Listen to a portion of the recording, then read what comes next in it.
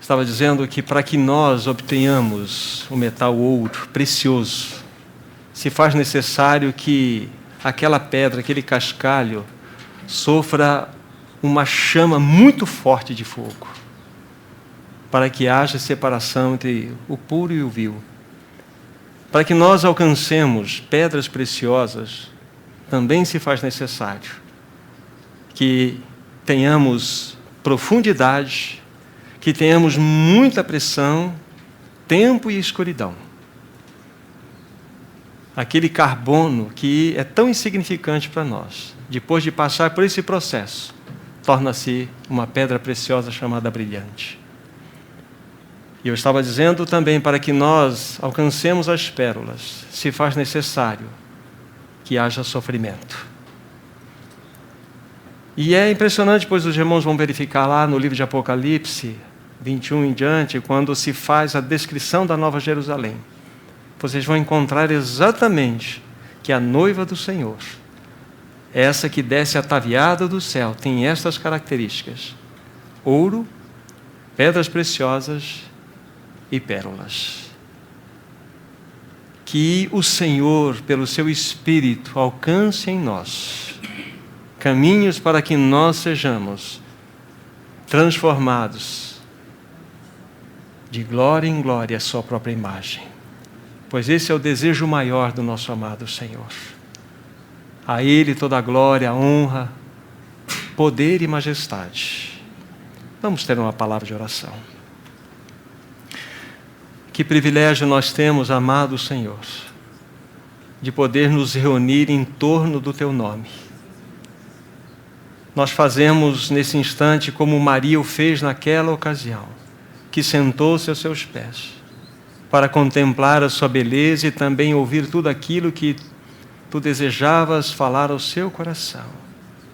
Com esse mesmo coração, com esse mesmo sentimento, nós nos assentamos aos Teus pés, para contemplar-te, mas também ouvir tudo aquilo que Tu desejas nos falar nessa noite.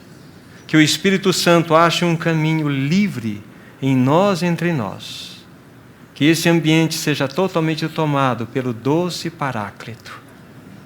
E assim haja edificação no meio do seu povo. A nossa oração é: fala, que o Teu povo te ouve.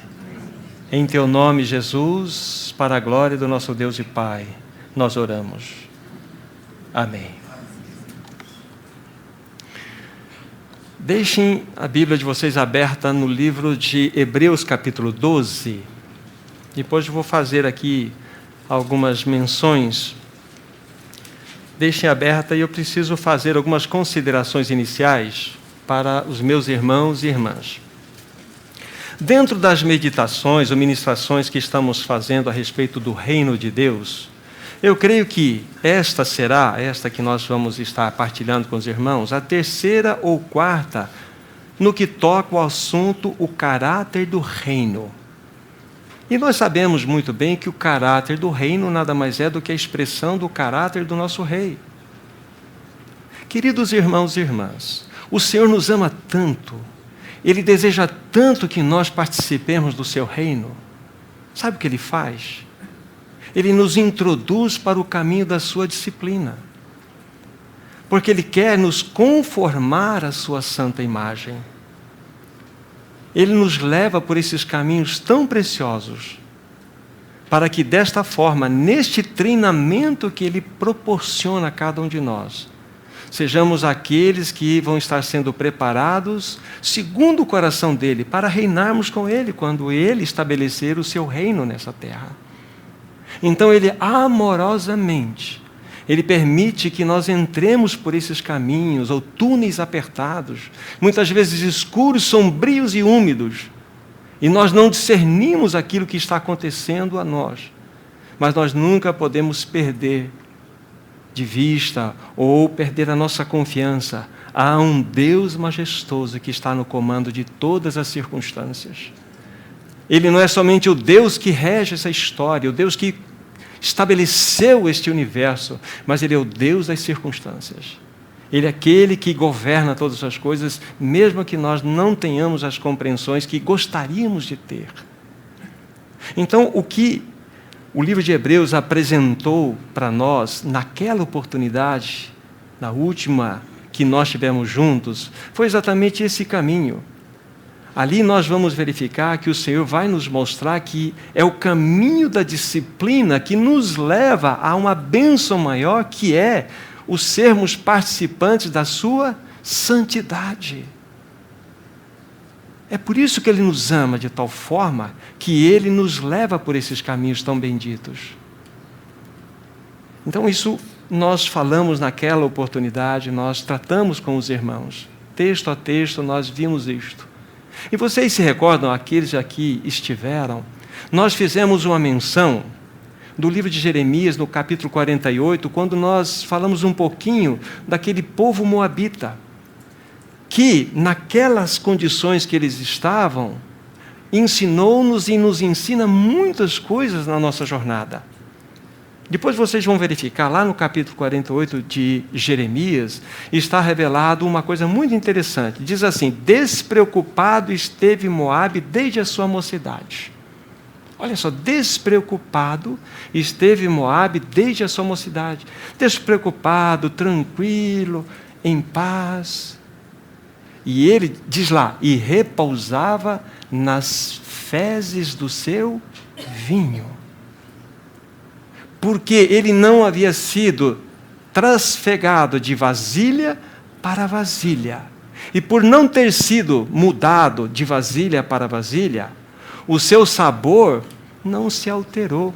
E o seu aroma também não mudou nada. Então nós usamos aquela realidade do povo moabita para aplicar para nós.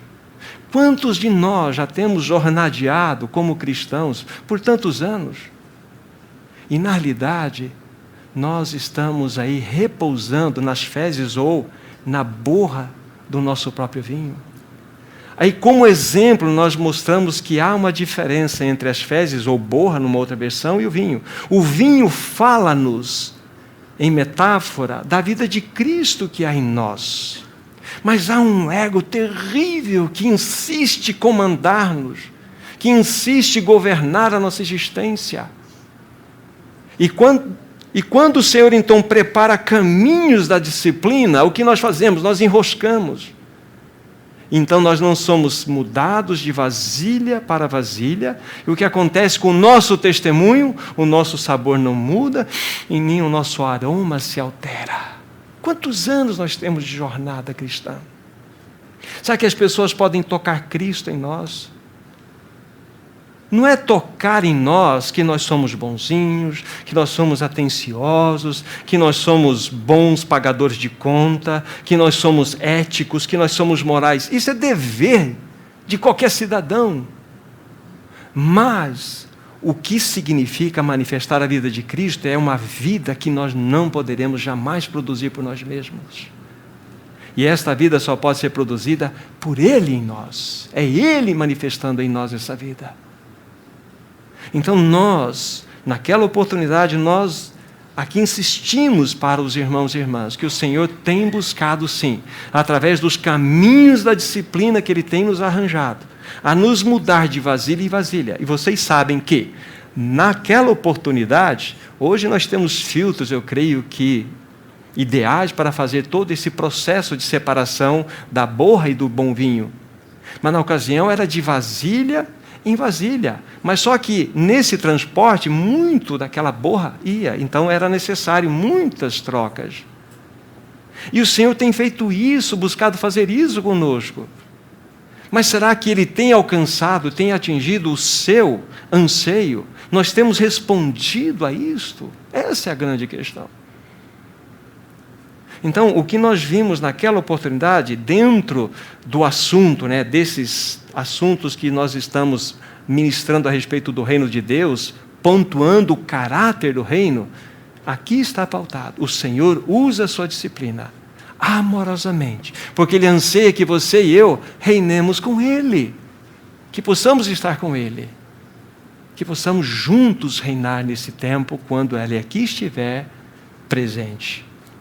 Então nós abordamos basicamente isso. Agora então, coloque seus olhos no livro de Hebreus, porque eu vou citar alguns trechos aqui, aí na sequência eu vou colocar o texto principal para os irmãos e assim vamos avançar no encargo que o Senhor tem para esta noite, para compartilhar com vocês. Hebreus capítulo 12, a partir do versículo 5, diz assim: E estáis esquecidos da exortação que, como a filhos, discorre convosco? Filho meu, não menosprezes a correção que vem do Senhor, nem desmaies quando por ele és reprovado. Porque o Senhor corrige a quem ama e açoita a todo filho a quem recebe. É para a disciplina que perseverais. Deus vos trata como filhos. Pois que filho há que o pai não corrige? Mas se estáis sem correção, de que todos se têm tornado participantes, logo sois bastardos e não filhos. Versículo 10. Pois eles, referindo-se aos nossos pais físicos, pois eles nos corrigiam por pouco tempo, segundo melhor lhes parecia. Deus, porém, nos disciplina para aproveitamento, a fim de sermos participantes da sua santidade. Até aqui. O que eu vou destacar, e vou falar algumas coisinhas aqui ainda, depois vamos verificar outras passagens, é a menção da palavra filhos que aparece aqui. E hoje nós vamos falar um pouco sobre isso. Quando a Bíblia fala de filhos, o que ela quer exatamente nos mostrar? Qual é a categoria que nós estamos encaixados quando a Bíblia fala filhos aqui? Aqui, para os irmãos entenderem, todas as citações onde nós encontramos aqui a palavra filhos, fala-nos de uma categoria de filhos que é filhos maduros, ruios. Me perdoe aqui citar o original, mas é importante para que a gente faça a diferença com as outras expressões. Aqui, filhos maduros que já haviam entrado num caminho no qual o Senhor começou a agir em disciplina para que ganhasse o coração deles.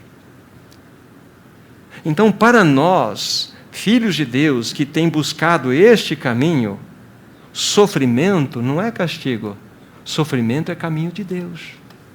Sofrimento é um caminho pelo qual o Senhor há de nos disciplinar para um bem maior, um fim maior, sermos então participantes da sua santidade. Os irmãos estão em tribulação? Essa é a ideia do Espírito.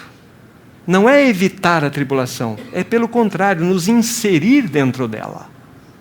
Para muitos, a tribulação é uma investida de Satanás, é um ataque maligno, ainda que isso possa estar dentro de uma tessitura, uma costura maligna, mas nós devemos entender que quando nós estamos andando nos caminhos do Senhor, nada, absolutamente nada vai nos visitar, sem que Ele fale assim, pode ir. Inclusive usando o inimigo, como Ele fez com Jó. Meu servo Jó. Satanás tornou-se um servo de Deus para alcançar o coração de Jó. Em última instância, nada nos visita sem que a mão soberana de Deus esteja por trás. Pode tratar, é meu filho. Então, isso é um caminho muito importante para nós. Então, guardemos aqui que todas as referências da palavra filhos aqui, ou filho no singular, mostra-nos essa questão do filho maduro. E tem esse objetivo, participarmos da sua santidade. Então, dentro do assunto, o caráter do reino, que é a expressão do caráter do rei, vamos dar um passo nessa noite, começando no livro de Gálatas. Gálatas, no capítulo 4. Gálatas, capítulo 4. Versículo 19.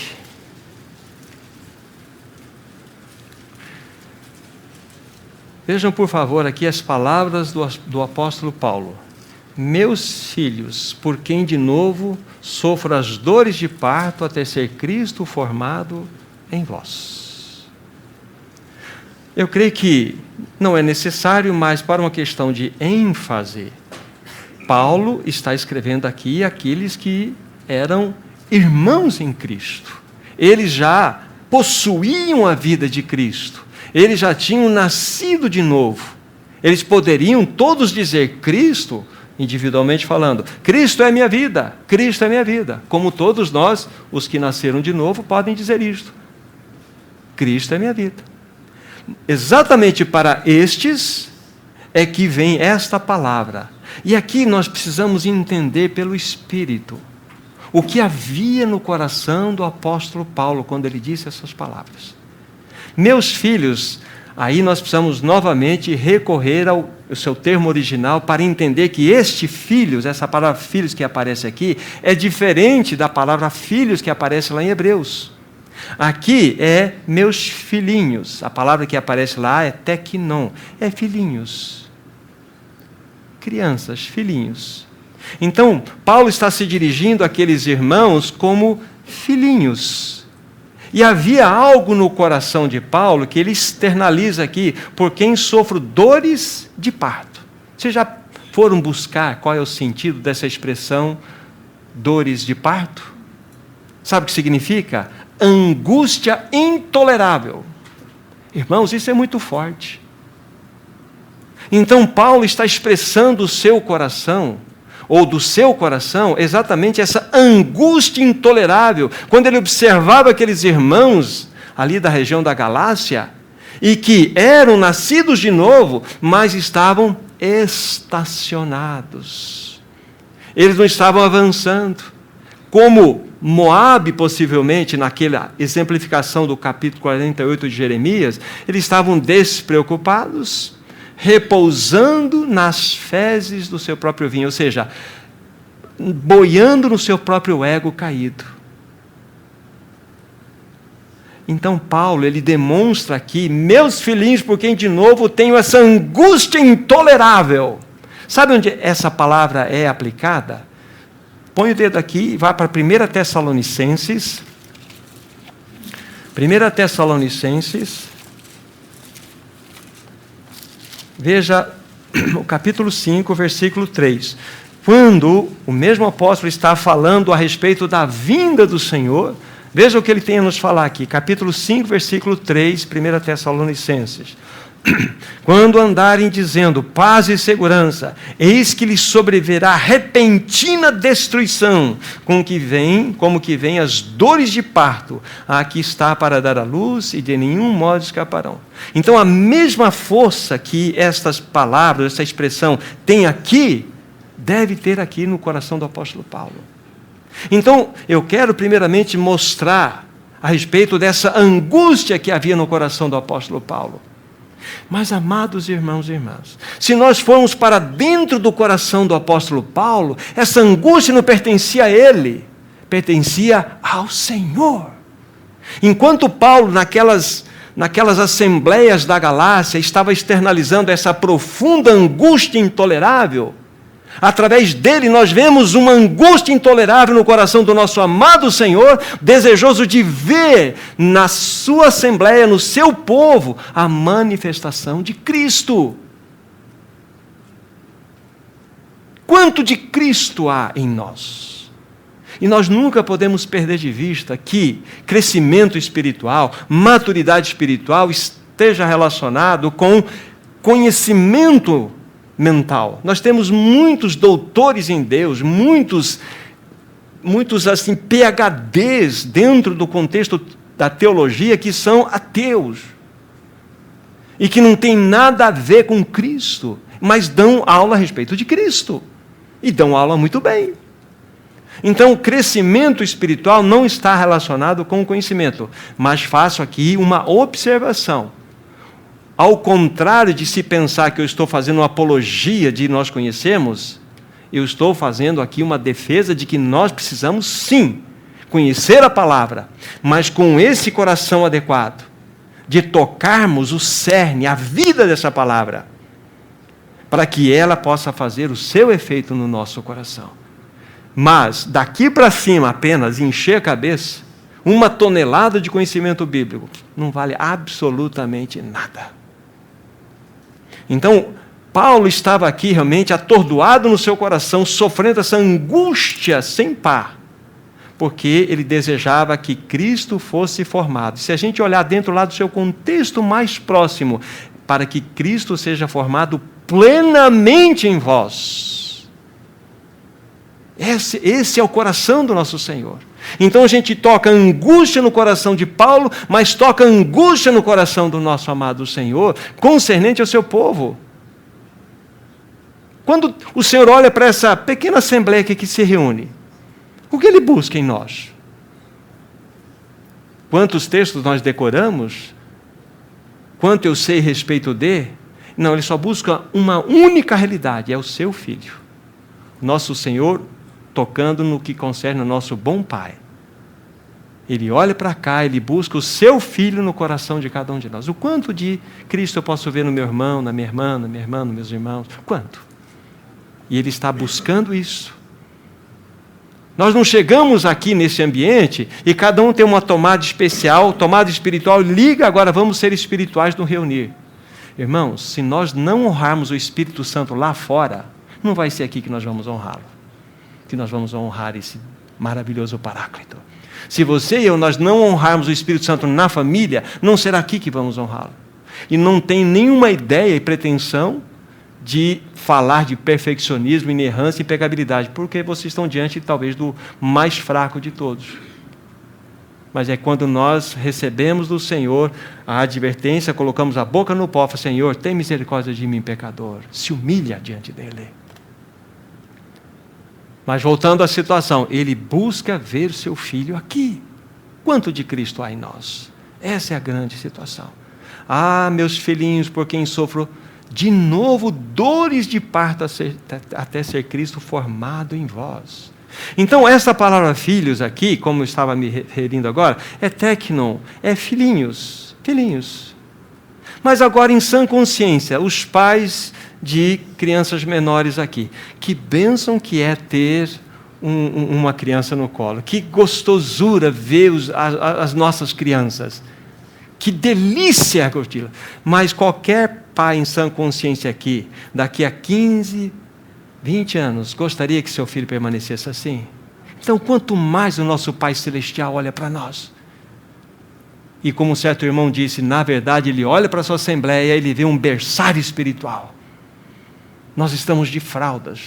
Nós estamos com um chocalho e brincando de língua de sogra e atacando um outro. Esse brinquedo é meu, é mais bonito. E nós não avançamos. Por quê? Nós não saímos dessa condição de filhinhos. Nós precisamos ir para a condição de ruios, filhos maduros.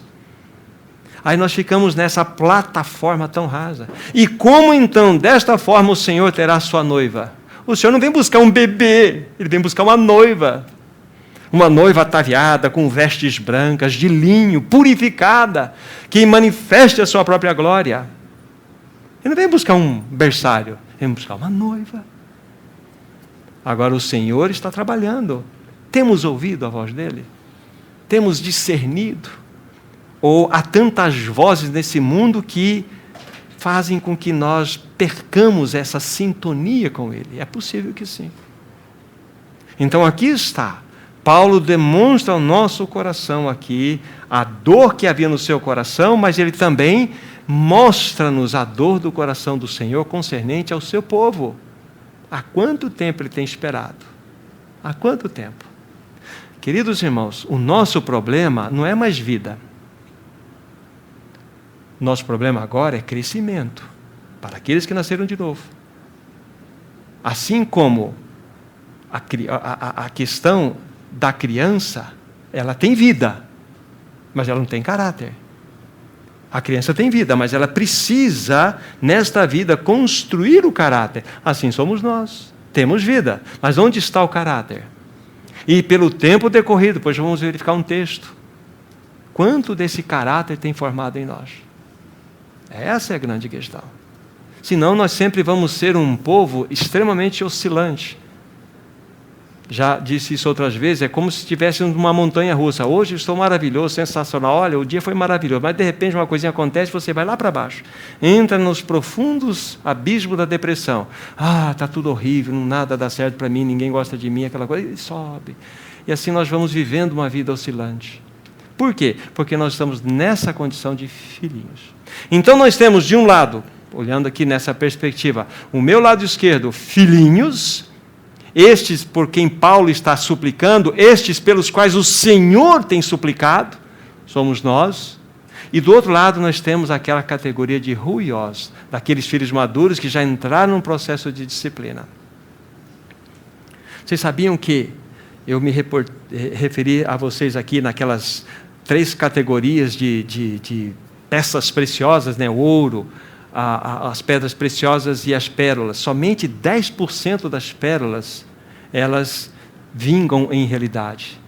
Somente 90% das ostras que quando estão naquela formação, elas se desvencilham daquele grãozinho de areia, daquela situação que está incomodando ela, e ela põe para fora. Porque o sofrimento incomoda. É que muitos de nós fazemos. Nós nos desvencilhamos da dor, pensando que aquilo é bênção para nós. Senhor, de onde vem essa dor? O que tu queres com ela em minha experiência? Quem sabe nós podemos fazer parte, então, desses 10%, que serão pérolas as quais comporão a Nova Jerusalém. A igreja gloriosa do Senhor, ela é composta dessa realidade.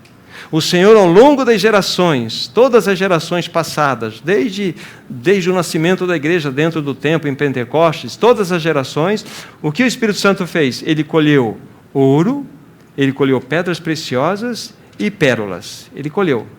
Na seguinte geração, ele colheu, e nessa geração que ele está fazendo, o Espírito Santo ele está colhendo. Será que há em nós ouro, pedras preciosas e pérolas? Porque quando finalizar a igreja gloriosa, o arrebatamento está aí. Essa é a realidade. E se nós fazemos parte da última geração, o Espírito Santo está de olho. É encontrar entre o povo do Senhor, aqueles que são ouro, pedras preciosas e pérolas, porque essa é a composição da Nova Jerusalém, da igreja gloriosa. Irmãos, agora há uma necessidade de nós nos colocarmos diante do Senhor. Senhor, deixe-me dizer isso de uma seguinte forma. Quando nós estudamos consagração, a gente tem que entender que nós somos dele por 3 razões. Primeira, porque ele nos amou. Que razão maravilhosa! Ele nos atraiu pelo seu amor. Já seria o suficiente. Mas ele nos comprou por bom preço. Somos daquele que por nós morreu e ressuscitou. Mas nós precisamos ser, e aqui está o ponto importante, dele, de uma outra forma, voluntariamente. Ele fala assim: se alguém quer ser meu discípulo, a si mesmo se negue, tome a sua cruz e venha após mim. E ele não vai forçar ninguém a ir após ele. Ele é tão maravilhoso, ele é tão gentil. Olha, eu quero que todos me sigam, mas eu tenho que colocar uma cláusula aqui, por causa de vocês mesmos e para que vocês se tornem bênção. Essas 2 cláusulas são o seguinte: negar a si mesmo, tomar a cruz e ir após ele. Mas esse assunto de morte não é um assunto muito predileto do nosso coração.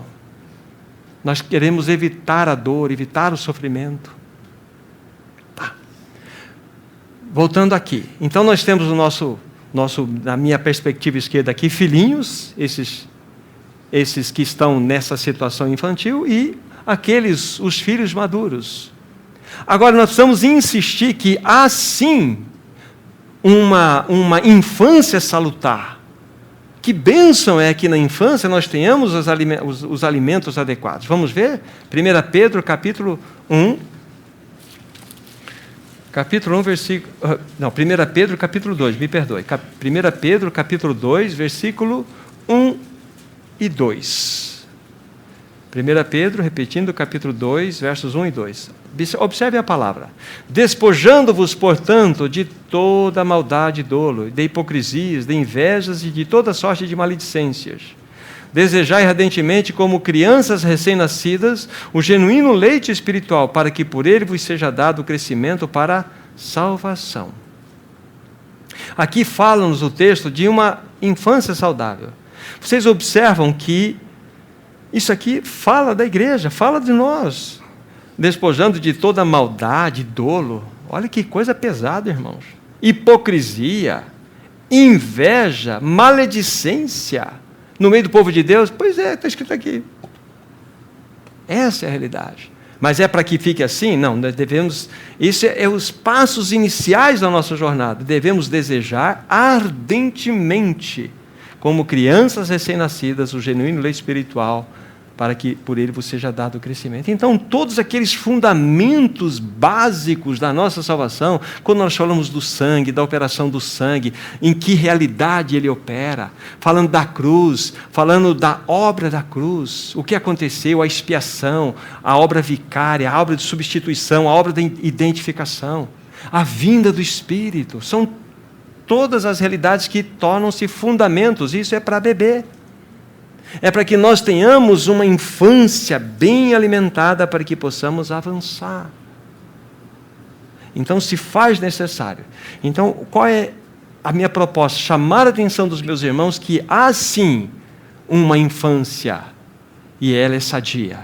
Mas como há pouco eu me reportei a vocês, disse a vocês, que pai em sã consciência iria desejar que seu filho para sempre permanecesse nessa condição? Não tem.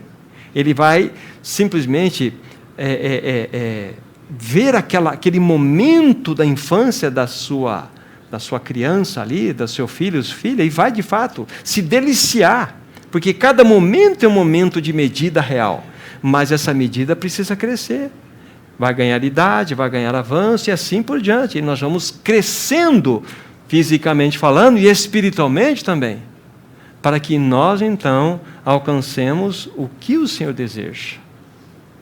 Mas assim como há uma infância saudável, uma infância bíblica, há uma infância inaceitável por Deus e condenável por Ele, e nós vamos ver na Bíblia aqui. Então nós vimos essa questão que há uma infância salutar, vamos verificar como o Senhor não aceita o permanecermos na condição de crianças. Vamos pegar o livro de 1 Coríntios. 1 Coríntios. Vamos começar no capítulo 2. O que eu vou colocar para os irmãos agora, antes de pontuar claramente essa questão da infância inaceitável pelo Senhor, vamos colocar dentro da perspectiva bíblica as 3 classes de homens que há, bem claramente dispostas aqui no texto que vamos ler. Há 3 classes distintas.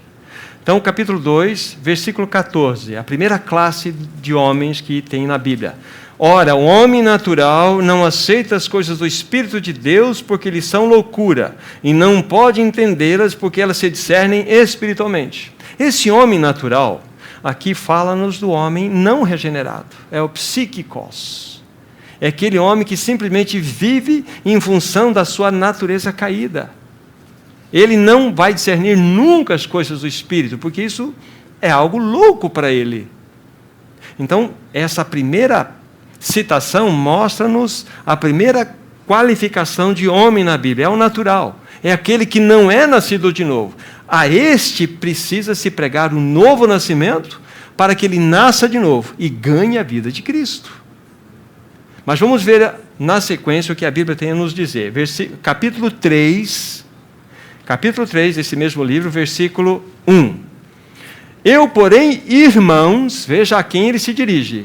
Eu, porém, irmãos, não vos pude falar como a espirituais, e sim como a carnais, como a crianças em Cristo. E aqui já nesse texto nós temos as 2 outras categorias de homem que nós temos na Bíblia. Espirituais e carnais. Lembre-se que ele está se dirigindo a um grupo, em carta, eu, porém, irmãos. Então, nós estamos falando com irmãos, em Cristo. Eu não pude tratar com vocês como a espirituais, e sim como a carnais. Como a crianças em Cristo, bebês em Cristo. Então, Paulo não está colocando a categoria de carnal como se fosse uma categoria daqueles que não tiveram um novo nascimento. Não. Ele está mostrando que no meio do povo de Deus pode sim haver essas 2 expressões, os espirituais e os carnais. É claro aqui na Bíblia. O grande problema é que muitos que vão ler a palavra de Deus trazem os seus conceitos teológicos e tentam encaixar o conceito teológico na interpretação bíblica. Nós precisamos ler o que a Bíblia diz e se contentar e aceitar o que ela diz. Aqui é claro a palavra, eu, porém, irmãos. E mais embaixo vai ficar mais claro ainda. Como a crianças em Cristo, pude falar a vocês. Aí diz assim, leite vos dei a beber. Lembre-se que leite deveria e deve ser dado a bebê, e é um alimento saudável.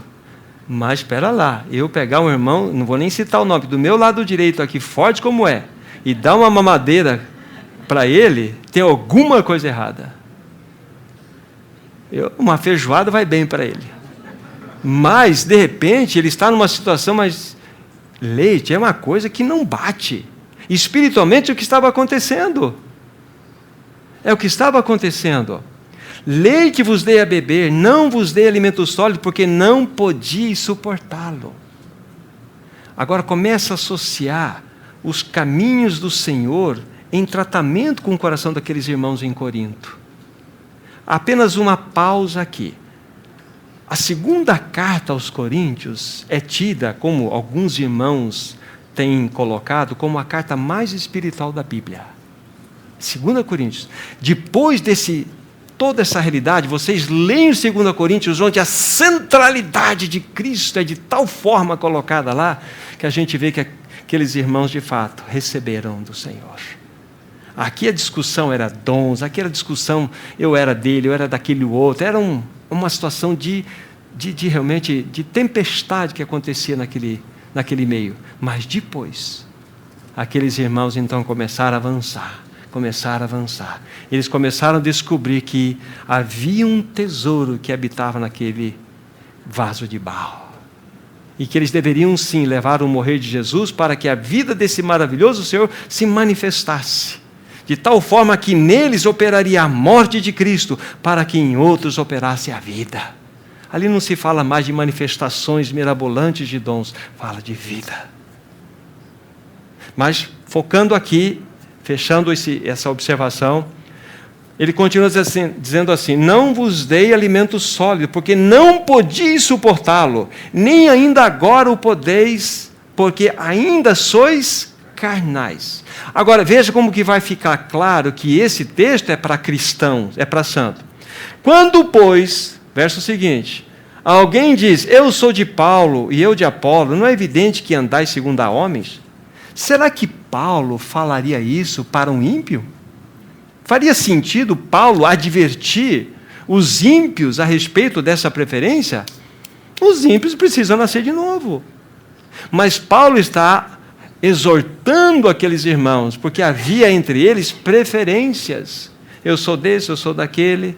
Então é uma carta dirigida aos irmãos. Aqueles irmãos estavam tendo atitude carnal no seu coração.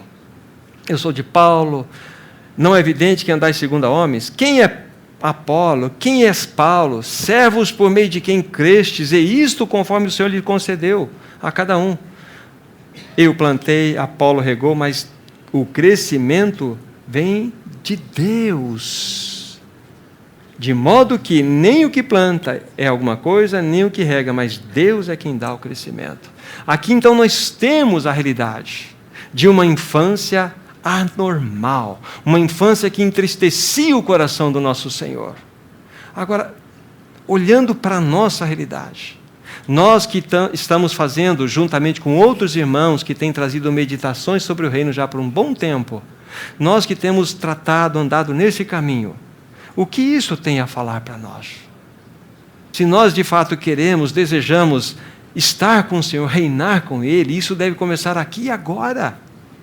Nós devemos vislumbrar um reino futuro, ainda que seja real. Nós devemos vislumbrar uma expressão de reino agora, que é a vida de Cristo. As pessoas tocarem o caráter santo dele em nós. Essa é a grande realidade, o grande desafio para nós. Lembre-se que, conforme foi lido o verso 3, havendo entre vós ciúmes e contendas, não é assim que sois carnais e andais segundo o homem? Olha, ciumeira, contenda, um monte de coisa. Isso é uma expressão de carnalidade, que entristece o coração do nosso Deus, profundamente. Então, o que fazer diante dessa situação? Os irmãos já me ouviram falar muitas vezes a seguinte colocação, cabe aqui. Normalmente eu faço no começo, desta vez estou fazendo no meio. Quando o Senhor reúne o seu povo, Ele deseja falar. Ele não nos reúne para que a gente se reúne, nos confraternizemos e tudo bem. ainda que isso tenha o seu valor. Mas Ele nos reúne porque Ele vai falar. Seja qualquer instrumento. Às vezes não é nem pelo instrumento aqui, é por uma comunhão que acontece. Então Ele fala. Esse é o primeiro ponto da verdade. O segundo é o mais importante, como este também, ou um pouco mais. O que você e eu vamos fazer com o que Ele falou? Aí vem aquela parábola do semeador. Vem a palavra, dispensando toda aquela interpretação que fala-nos de salvo, de não salvo. Vamos deixar isso de lado. Vamos pensar em recepção da palavra de Deus. Há um que ouve a palavra, mas o solo está tão duro que o pássaro, a ave, que é uma figura de Satanás, vem, puf, vai embora daqui, nem sabe o que foi falado. Porque foi lá. Outros têm um coração mais duro, recebe com alegria, mas ali embaixo tem um pedregulho que não permite que a palavra frutifique. Outro está tão envolvido com o mundo, com os arranjos desse mundo, com as preocupações, e cresce no meio de espinheiro. Mas que nós sejamos aqueles que tenham a qualidade de solo que vai vingar a palavra 30, a 60 e a 100 por um. Então dizemos amém, Senhor, o Senhor está falando? Então, Senhor, queremos responder. Responder com compromisso, com obediência, com diligência, com responsabilidade. Lembre-se, todas essas realidades que eu apresentei para vocês aqui já nos foram provisionadas pela graça de Deus. Não há desculpa para nós. A graça já nos provisionou.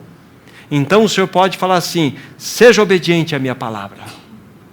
Mas como, Senhor, eu já lhe dei um caminho da graça, o que vai resistir vai ser a minha e a sua carne nesse assunto. Então a questão é o quanto de Cristo tem aí sido formado em cada um de nós.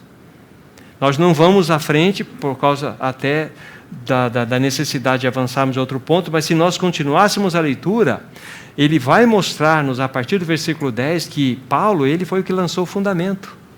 O fundamento não é outro senão Cristo. Mas ele fala assim: veja o que você vai edificar sobre esse fundamento. As duas qualidades materiais, ouro, prata, pedras preciosas, primeira qualidade, sobre o próprio fundamento, que é o próprio caráter de Deus. Ouro fala de Deus, prata da redenção, pedras preciosas do Espírito Santo.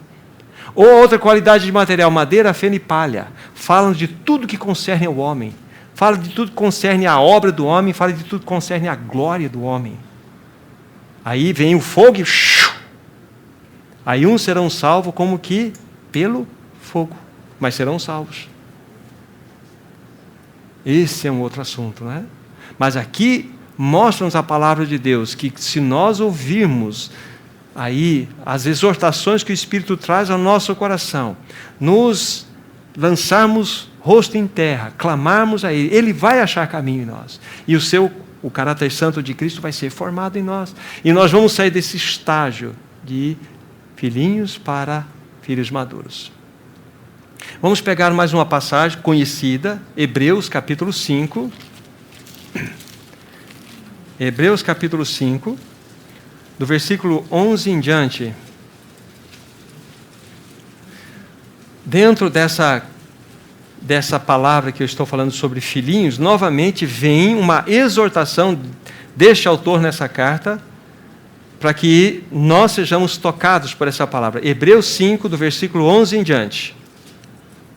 A esse respeito, diz a palavra de Deus, temos muitas coisas a dizer e difíceis de explicar, porquanto vos tendes tornados tardios em ouvir. Pois com efeito, quando devíeis ser mestres, atendendo o tempo decorrido, tendes novamente a necessidade de alguém que vos ensine de novo quais são os princípios elementares dos oráculos de Deus. Assim vos tornastes como necessitados de leite e não de alimento sólido. Ora, todo aquele que se alimenta de leite é inexperiente na palavra, da palavra da justiça, porque é criança. Mas o alimento sólido é para os adultos, para aqueles que, pela prática, têm as suas faculdades exercitadas para discernir não somente o bem, mas também o mal. O mal. E aqui há uma exortação para irmãos que caminhavam no máximo por 6 anos em sua jornada cristã. 6 anos. Quantos de nós aqui, de 10 para lá, né? Vamos falar de 10 para lá. Mas somos esses que estão na fila para pegar a merendinha, o leite, a papinha. E ele repreende, vocês já deveriam ser mestres, vocês precisam novamente beber leite, os oráculos básicos da palavra. Ele não está pregando contra os oráculos básicos da palavra, ele está pegando uma assembleia que deveria estar lá, mas está aqui. Então não é hora de puxar a orelha? Olha, puxar a orelha. Agora, se nós recebermos esse puxão de orelha, louvado seja Deus. Agora, se a gente enroscar e ranger dente, bom, louvado seja Deus da mesma forma, mas a pessoa vai pagar. Ela vai entender o caminho que vai vir sobre ela. Então, aqui tem essa palavra de exortação muito preciosa para nós. Pelo tempo decorrido, nós deveríamos estar no estágio de discernirmos a palavra da justiça. Mas como criança, e aqui a palavra que é sugerida, não é nem tecnon, é néfio. Néfio é um infante, bebezinho. Então, o autor da carta, ele, jogou mais para baixo o negócio. Vocês são bebezinhos de colo, infante. Vocês não avançam. É uma palavra dura. Hebreus contém 5 exortações. Depois vocês podem verificar. A primeira exortação acontece no capítulo 2. Vocês vão verificar lá, olha, que nós não devemos negligenciar uma tão grande salvação. E isso, ele fala mais adiante, vai acontecer essa situação, por uma negligência, uma tão grande salvação que nos foi dada. A segunda exortação acontece no capítulo 3, é o problema da incredulidade e dureza de coração. A terceira exortação, capítulo 5 e 6, falam da apostasia.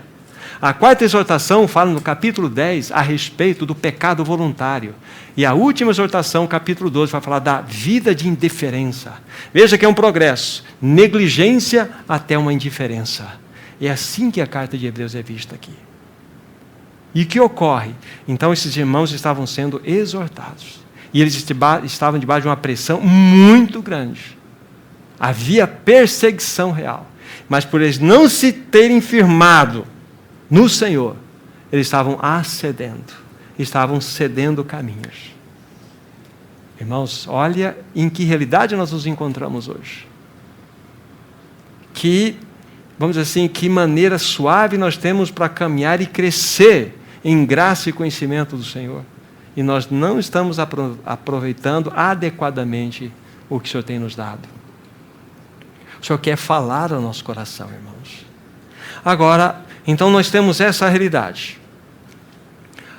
Vamos pegar um outro texto para vermos a outra perspectiva da palavra filhos. Romanos capítulo 8. Já vimos lá em Hebreus, mas vamos pegar Romanos capítulo 8.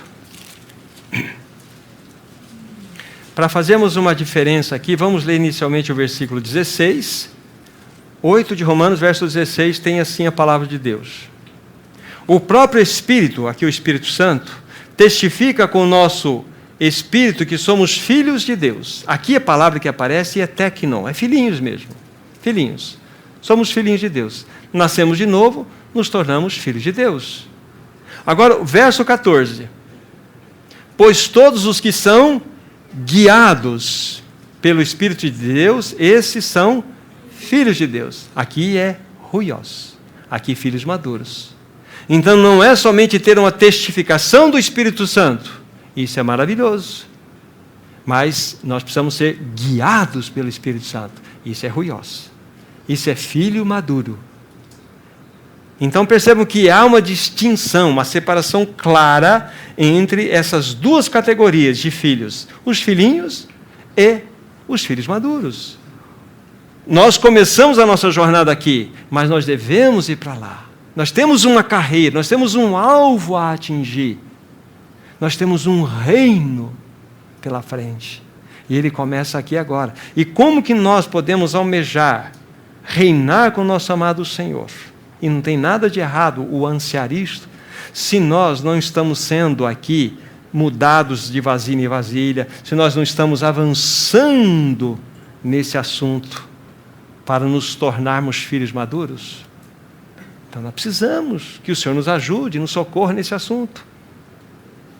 Então, há outras passagens, há outras que até envolvem a questão de nós sermos herdeiros e cordeiros com o Senhor, mas deixemos esse assunto.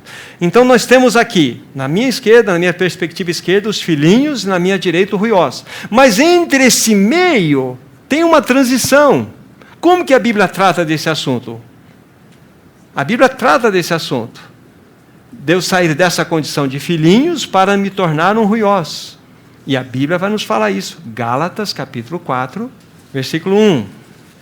Digo, pois, que durante o tempo em que o herdeiro é menor, em nada difere de escravo, posto que ele é senhor de tudo. Aqui está falando de uma família, e ali há um menor. A palavra menor aqui é néfio, aquele é o bebezinho mesmo. E esse que é herdeiro de todas as coisas concernentes à sua família, nessa realidade, ele está colocado ao lado de um escravo. Ele não difere em nada. Ele não difere em nada. Ele apenas está na família de Deus, mas ele precisa ser educado. Ele precisa ser levado a uma realidade. Até que vai chegar-se a uma idade de 13 anos para o judeu, o homem. E vai haver uma cerimônia chamada Bar Mitzvah. E esse Bar Mitzvah nada mais é do que a promoção de um filho para ser filho. Um filho menor, um filho que já ganhou uma idade suficiente, que é 13 anos, ele será introduzido na mesma família, agora com um detalhe diferente. Bom, meu filho, agora você tem 13 anos, você desfrutou de muitas bênçãos dessa família, agora você vai desfrutar de responsabilidades. Você vai ter encargos sobre você. Você não será aquele que desfruta apenas, mas você será aquele que terá sobre seus costados uma responsabilidade. Você se tornará um ruiós. Tudo que você fizer agora será cobrado. Tudo que você fizer agora será baseado nessa nova realidade que você se encontra. Isso chama-se filiação. O judeu, dentro dessa colocação aqui, quando fala, vamos verificar um outro texto, quando ele vai falar de adoção, já vou ler o versículo 5 para vocês também, ele não tem a ideia de adotar uma pessoa que não faz parte da sua própria realidade de sangue. Não é uma adoção como nós pensamos adotar uma criança como um filho, uma filha do nosso amor. Isso é uma adoção que nós compreendemos no Ocidente. Lá é adotar o próprio filho, saindo de uma realidade infantil para uma realidade de maturidade. Isso é adoção judaica. Versículo 5. Para resgatar os que estavam sob a lei, a fim de que recebêssemos a adoção de filho. E essa palavra que é ruiostesia, é exatamente aquela cerimônia do Bar Mitzvah. Eles precisavam ser colocados nessa nova realidade de filhos maduros. E assim poder servir ao Senhor. Vamos pegar Efésios, capítulo 1. Efésios, capítulo 1. Versículos 3, 4 e 5.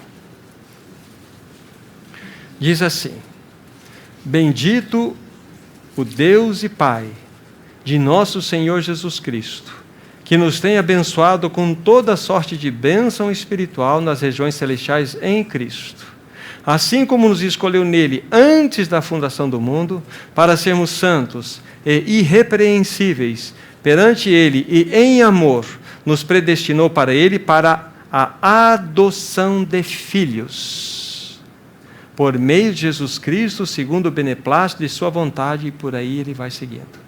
Mas observe aqui, fomos predestinados para ele, para passarmos por essa ruiostesia. Ou seja, ele está nos dizendo aqui, o apóstolo pelo Espírito, que ele irá, o Senhor, nos adotar como filhos maduros, para que ele, o Senhor, juntamente com esses filhos maduros, possam governar esse universo. Querem ver? Peguem capítulo 3 desse mesmo livro, versículos 9 em diante.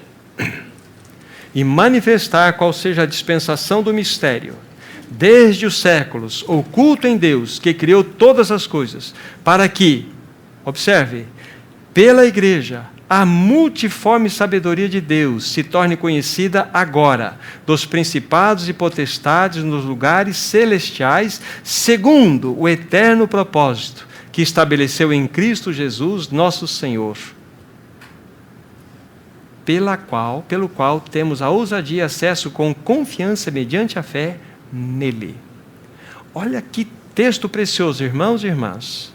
Mostra-nos aqui as Escrituras que toda a multiforme sabedoria de Deus se dará conhecida nesse universo, não é pelo Filho de Deus, a pessoa do Filho de Deus, mas é pela igreja, como o seu corpo, tendo ele como cabeça.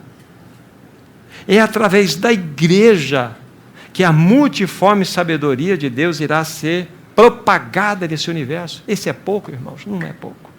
E para tanto, nós precisamos estar dentro daquele processo, sermos adotados para que nós entremos nessa nova realidade de filhos maduros de Deus. Então não ficou claro? Nós temos os filhinhos, nós temos o nosso destino, sermos ruiós, mas nós temos uma transição que é essa ruiostesia, essa adoção. Então o Senhor começa a movimentar-se em nós, entre nós, nos levando para as disciplinas, para as tribulações, para que mais e mais o caráter de Cristo seja infundido em nós, seja formado em nós. Essa é a grande predestinação bíblica. Que predestinação santa! Fomos predestinados para sermos conformes à imagem do Filho de Deus. Que coisa linda! Há um texto, vocês já me ouviram, ou já ouviram ler, mas eu quero ler novamente, que ele é muito rico. 2 Tessalonicenses. É um texto que enche o meu coração de gozo. Penso que não deve ser diferente para os meus irmãos. 2 Tessalonicenses, capítulo 1, versículos 10 e 12. Olhe o que diz a palavra do Senhor. Quando vier, estamos falando do Senhor, estamos falando da vinda, da sua segunda vinda. Quando vier para ser glorificado nos seus santos e ser admirado em todos os que creram, naquele dia, porquanto foi crido entre vós o nosso testemunho, verso 12, a fim de que o nome de nosso Senhor Jesus seja glorificado em vós, e vós nele, segundo a graça do nosso Deus e do Senhor Jesus Cristo. Olhem com muito cuidado para o versículo 10 agora. Vejam que honra, que algo maravilhoso tem a palavra nos dizer. Quando vier para ser glorificado nos seus santos, e não pelos seus santos. Como se ele estivesse aqui, os seus santos estivessem aqui. A sua glória será vista nos seus santos. E ser admirado em todos os que creram, não por todos os que creram. Como se ele estivesse aqui e nós estivéssemos aqui. A admiração da pessoa de Cristo, a sua glória, tudo isso será vista na igreja, em vocês. Não é grande demais isto? Isso é maravilhoso. Então o Senhor tem nos chamado para que nós sejamos ruiosos. Como que haverá um reino estabelecido se nós não tivermos filhos maduros? Se nós insistirmos em continuar na nossa meninice? O verso 12 é o mesmo sentido. Uma vez que mencionamos, a fim de que o nome de nosso Senhor Jesus seja glorificado em vós. É o nome sendo glorificado em vós. O mundo olhando para a igreja e vendo a pessoa de Cristo. Isso que está escrito aqui. É por isso que pela igreja a multiforme sabedoria de Deus se dará conhecida por todo esse universo, diante de principados, potestades. É muito grande isso. É maior do que eu mesmo, ou nós mesmos, possamos conceber na nossa mente. Mas a bênção é que você e eu fomos convidados a participar. Você e eu estamos nessa lista. Você e eu fazemos parte desses que compõem essa realidade. A única dificuldade não está do lado dele, mas está no meu coração, no seu coração. É quando nós enroscamos, quando ele começa a tratar conosco e nós achamos culpados. O Senhor quer verdadeiramente formar o seu caráter em nós. Ele quer. Voltem para Efésios, por favor. Efésios. Nós lemos agora há pouco o capítulo 1. Vejamos o capítulo 4 agora, a partir do versículo 11 até o 16. Observe que texto precioso também para nós. 11 a 16. E Ele mesmo, isso é, o Senhor Jesus Cristo, concedeu uns para apóstolos, outros para profetas, outros para evangelistas e outros para pastores e mestres, com vistas ao aperfeiçoamento dos santos, para o desempenho do seu serviço, para a edificação do corpo de Cristo, até que todos cheguemos à unidade da fé e do pleno conhecimento do Filho de Deus, à perfeita varonilidade, à medida da estatura da plenitude de Cristo, para que não sejamos como meninos, agitados de um lado para o outro, levados ao redor por todo o vento de doutrina, pela artimanha dos homens, pela astúcia com que induzem ao erro, mas seguindo a verdade em amor, cresçamos em tudo naquele que é a cabeça, Cristo, de quem todo o corpo, bem ajustado e consolidado, pelo auxílio de toda junta, segundo a justa cooperação de cada parte, efetua o seu próprio aumento para a edificação de si mesmo em amor. Depois vocês olhem com bastante carinho aqui. Mas o Senhor Jesus é aquele que presenteou sua igreja universal. Quando eu digo universal, entenda a igreja geral desse. Ele presenteou essa igreja com apóstolos, com profetas, com evangelistas, pastores e mestres, para que estes exercessem a seguinte função, conforme está aqui: eles aperfeiçoassem os santos, e os santos desempenhassem o seu serviço. Só que o que nós fazemos hoje? Nós contratamos um pastor, damos um salário para ele, ele que prega, nós ouvimos, somos um auditório, somos uma assembleia, ele que faz as coisas e nós vamos para casa. O pastor que faz, o pastor que visita, o pastor que enterra, o pastor que faz tudo. Esse é o pensamento. Mas aqui não está escrito isso.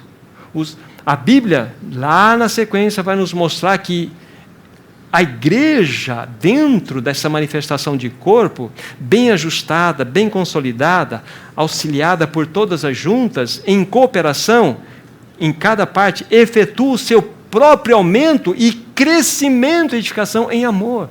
Ou seja, a edificação é mútua. Nós nos pastoreamos. É verdade, como o Senhor levanta homens, aqui é homens, não mulheres, apóstolos, evangelistas, profetas, pastores, homens, não mulheres, para que exerçam esta função. Mas a igreja ela precisa se pastorear, a igreja precisa se cuidar. Esse é o ponto, aqui está. Mas há uma expressão que diz assim: para que não sejamos como meninos, como néfio, como bebezinhos, levados para tudo quanto é lado por vento de doutrina. Devemos estar firmados para que, dentro dessa firmeza, nós possamos avançar, seguindo a verdade em amor, e vamos crescer em tudo que é a cabeça, isto é, Cristo. Nosso crescimento é sempre Cristo, nunca fora dele. Nunca. Porque quando nós pensamos no nosso corpo físico, quantas vidas há em mim? No caso, biologicamente falando, uma vida. A mesma vida que está na minha cabeça tem que estar no dedão do pé, ela está aqui. Não há vidas, há uma vida. Do ponto de vista espiritual, nós temos a vida de Cristo, e essa vida precisa preencher o seu corpo. Então nós só podemos crescer nesta vida. A vida de Cristo Jesus. Então aqui fala-nos de um crescimento sadio, saindo do estágio de sermos meninos para um estágio de sermos ruiosos.